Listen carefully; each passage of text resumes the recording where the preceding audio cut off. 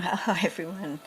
Not that you can see too much there because of the glare, but of course Lily, insistent, persistent, lots of words I could use with Lily when it comes to wanting out.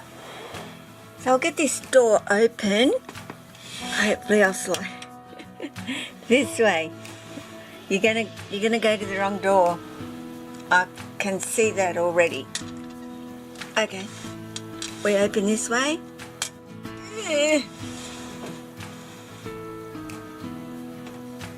Come on. Come on. Come and say hello. Gonna come and say hello? Or you wanna go up? You can go up? No, of course not. The door's open. Hello, darling. Hello, my sweetie. Oh, Mum. That is pretty much how it is, guys. She's been waiting a while to come on out, and I've just been trying to get some things done, so excitement plus from Lily coming out. Hey, sweetie. All she knows is, thank goodness for that.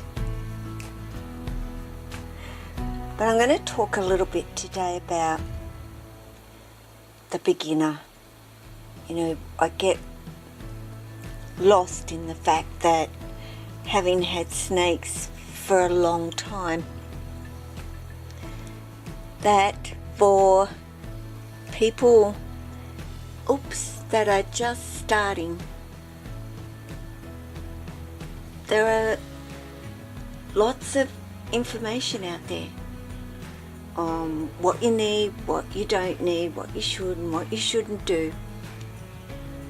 And I would like to do a video that is relatively simple about what you'll need in the beginning for your snake. Of course, I will say, whether you get an adult snake or whether you're bringing home a hatchling, there will be a difference, of course. But if you're bringing home a hatchling, which a lot of us do, I want to start with the basics of what it is that you will actually need for them. So I'll go off Lily for a second, because I'm going to go over to a Pani who, even though I wouldn't consider her to be an actual hatchling anymore, as the light nearly falls on my head here, sorry guys, but I'll swing that around a little bit. But this is a Pani's little tub.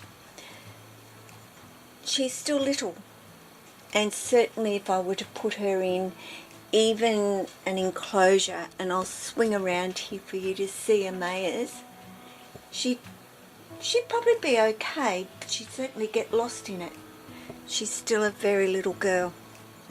And I will put a card up for you to see a little video on a Pani, so you can get an idea of her size.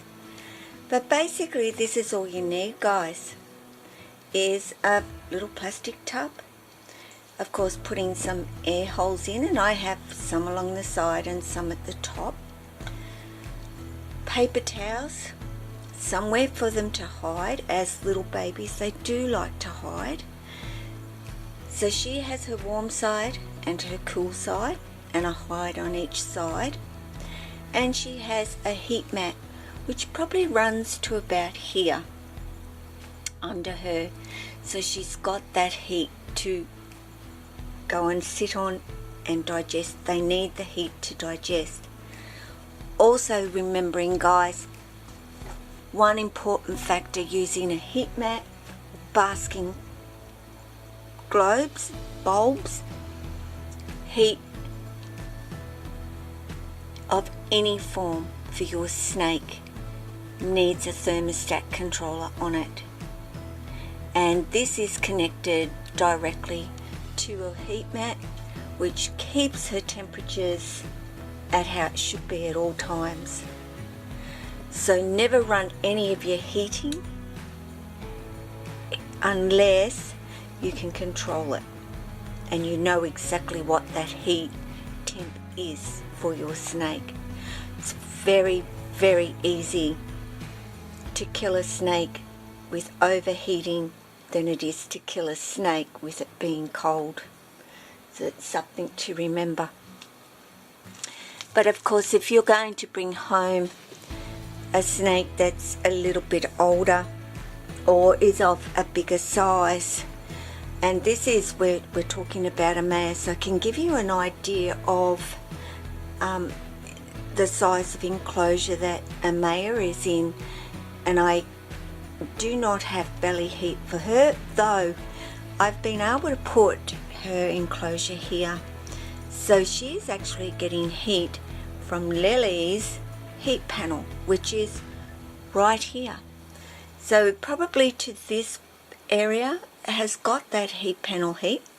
Nothing majorly hot, of course, but I have used and using basking heat.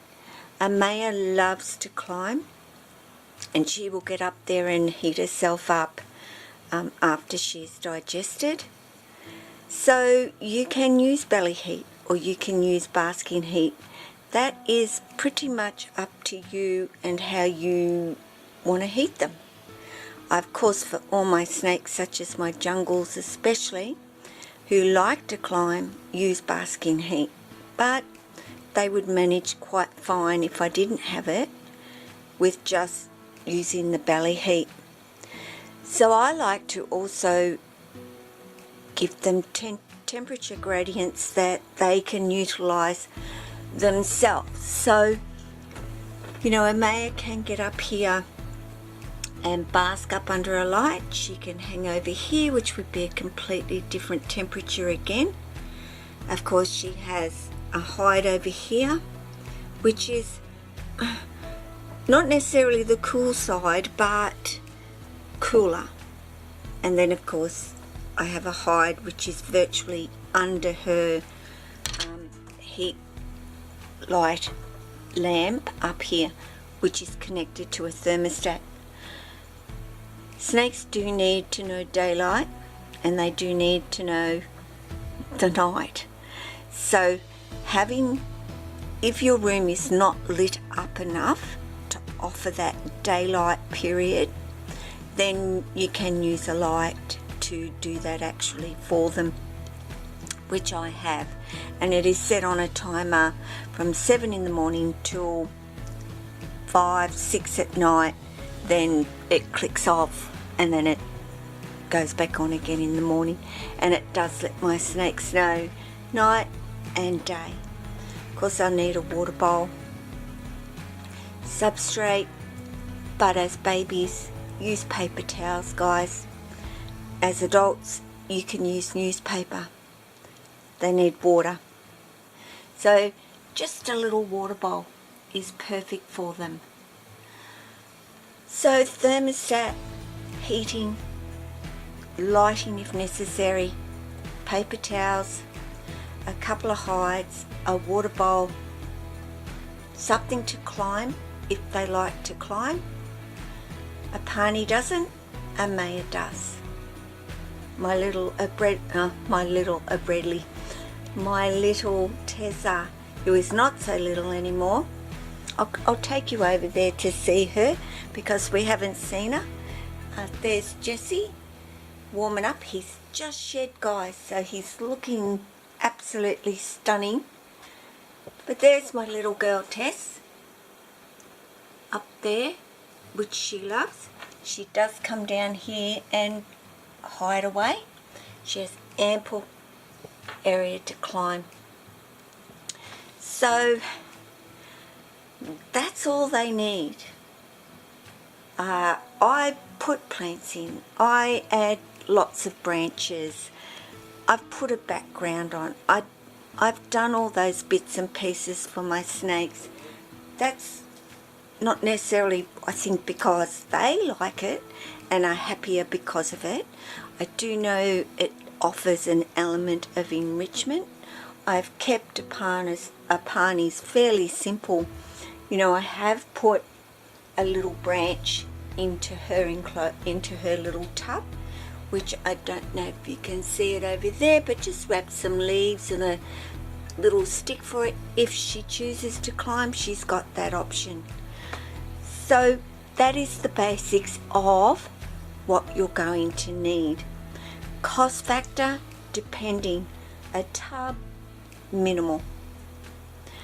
If you're going to set up an enclosure, of course it's going to cost you a little bit more. And eventually they're going to need an enclosure, eventually.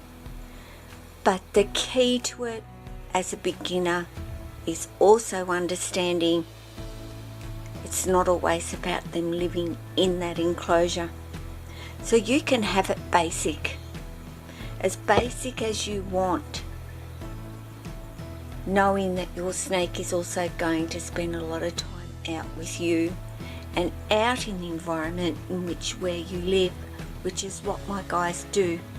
Of course, as a little one, that isn't going to be the case, but certainly when they're big enough, these extra areas are things that you can offer them to give them that enrichment, and of course being able to take them outside as well, which, as you would know if you've watched my videos, is very important, I believe, for your snake to be able to do. So guys, I hope this has helped you out a little bit. The basics of a beginner. Of course, choose the snake that you want. The snake that you want, and not what people are necessarily telling you is a good beginner snake. You know, for me, I can say to you, spotted python's brilliant for your first snake if you don't want a big snake. But if that's something that in your head you're going, I don't want a spotted python, don't get a spotted python. If you would prefer a coastal, or you would prefer a jungle like my Miss Lily, and who wouldn't want a Miss Lily? Hey, then you get that particular snake. Research, look at their natural environments that they live in and where they come from. Ask people that you trust for advice. That is what is important. And you know, we say research, but there is so much information out there and so much conflicting information that is where it gets so confusing for beginners. So guys, I do hope this has helped you. If I've missed anything or there's anything that you would like to know, please feel free to ask in a comment and I will get back to you. I'm not going to let Lily go there today. Missy seems to be her favourite gadabout late, exploring this room continuously lately since I've changed everything. Just wants to go everywhere and see what else might be different, I think, at this particular point, and yeah, figuring it all out. But guys, take care of yourself, take care of your family, take care of your snakes.